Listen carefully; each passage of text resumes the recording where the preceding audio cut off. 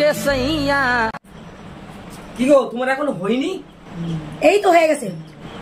আরে বাবা কত সময় লাগে সাজ দিতে? শোনো একটা কথা আছে, ষষ্ঠীতে গিয়ে আমার বাবার হাতে 10,000 টাকা দিবা। पैसा ही पैसा होगा। হ্যাঁ 10,000 টাকা দিবা। তারপরে বড় ধরনের প্রায় 2 কেজি ইলিশ মাছ নিবা, বড় একটা ওই 4 থেকে 5 কেজি একটা কাতলা মাছ নিবা, আর 2 কেজি চিংড়ি মাছ নিবা, আর 7 কেজি খাসির মাংস নিবা। अरे मुझे चक्कर आने लग गया अब। अरे वो लड़की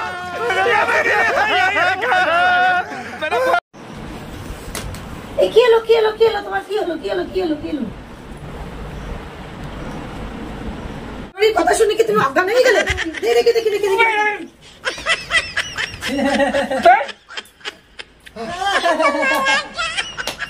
জলটাও শেষ করলে?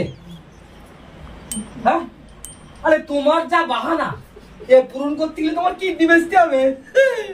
যাবো না আমি শহর বাড়ি, জামাই ষষ্ঠী।